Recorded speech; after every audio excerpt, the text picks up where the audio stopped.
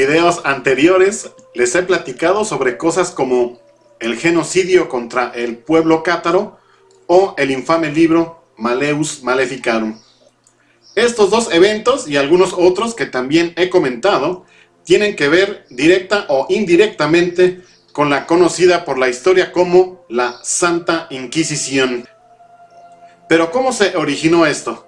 ¿Desde dónde empezó este pensamiento de represión y posteriormente de tortura contra gente que simplemente no creía lo que ellos creían o no afirmaba lo que la iglesia afirmaba? La institución eclesiástica adquirió un poder enorme en Europa, sobre todo a partir del siglo IX. Para ser precisos, a partir del 25 de diciembre del año 800, que fue el día en el cual el Papa León III coronó como emperador al llamado Carlomagno. Este poder de la Iglesia sería prácticamente intocable hasta el siglo XVI, en donde se dio la Reforma Luterana. Durante toda esta época, y aún después de la Reforma Luterana, se manejó un concepto que poco a poco se fue considerando muy peligroso, el concepto de la herejía. El llamado crimen de herejía estaba definido como una negación deliberada de un auto de fe y una pública y obstinada persistencia en tal error. En nombre de la unidad cristiana y de las reglas que regían la época, los herejes estaban caracterizados como traidores a la convivencia social y pasaron a ser contemplados por todos los estamentos como enemigos de la sociedad. Con estas ideas fue que se empezó a hablar de la Inquisición.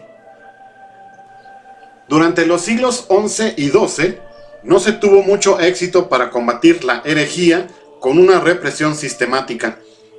En esa época la iglesia estaba sumamente desorganizada y lejos de la eficacia lograda siglos después. Sin embargo, el incremento de otras heterodoxias y la persistencia de ciertos cultos y rituales relacionados con el paganismo, a lo que se sumaba la explosiva situación social, impulsaron al Papa Gregorio IX a instituir la Inquisición papal en 1231. Otra de las razones que impulsaron al pontífice a poner en manos de obispos y cardenales dicha herramienta fue la de dar orden y legalidad al proceso, el apresamiento y el castigo, ya que hasta ese momento la tendencia era condenar al fuego purificador a los sospechosos sin mediar ni proceso ni condena. No fue sino al intensificarse la prédica de los perfectos o cátaros y de los albigenses, considerados herederos del maniqueísmo, cuando la cristiandad mandante reaccionó violentamente contra ellos. La condena al fuego siguió siendo el castigo predilecto auspiciado por importantes caballeros de la época, como Raimundo VI de Tolosa, Pedro II de Aragón, Luis VIII y Luis IX, este último canonizado por la Iglesia. Y no es casualidad que el recurso haya tenido a sus principales víctimas entre los integrantes de estas sectas heréticas, ya que sostenían una filosofía que predicaba los conceptos más humanos del cristianismo. Los perfectos y las perfectas, como eran denominados los que enseñaban esta nueva doctrina, se consideraban herederos de los apóstoles de un Jesús espiritual, nunca material, y tenían como libro máximo el Evangelio de San Juan. Pero, por sobre todas las cosas, incluían a la mujer en su organización sin hacer distingo alguno respecto de los hombres. Entre otras cosas, los cátaros no reconocían la autoridad de reyes, obispos y papas. Otra de sus singularidades era que, a diferencia de los clérigos, trabajaban y no vivían de la caridad. Aceptaban dádivas y donaciones que de inmediato eran utilizadas en servicios para la comunidad. Con estos actos lograron anular a los curas de la zona de Languedoc y por tanto se convirtieron en enemigos de la Iglesia romana.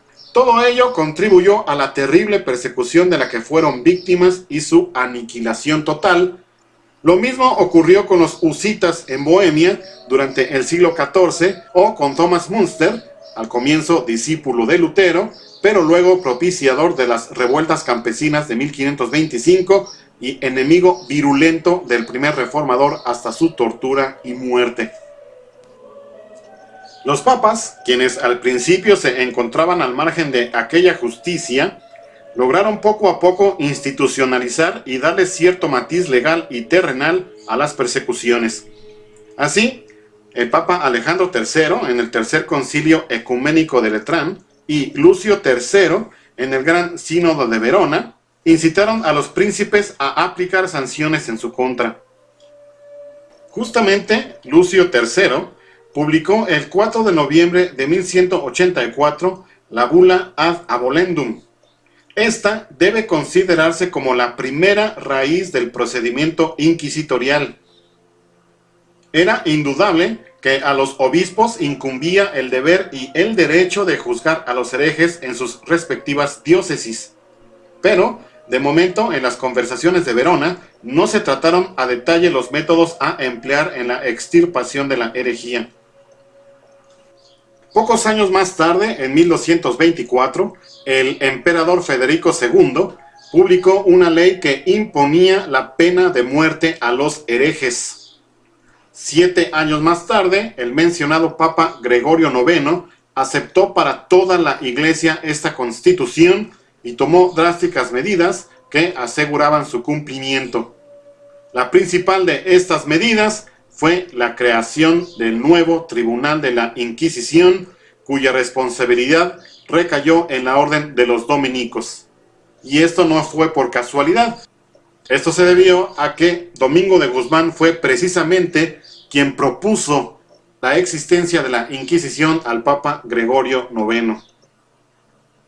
Ese mismo año, en 1231, Raimundo de Peñafort redactó un manual práctico de inquisidores. ¿Cuál fue el objetivo de este documento?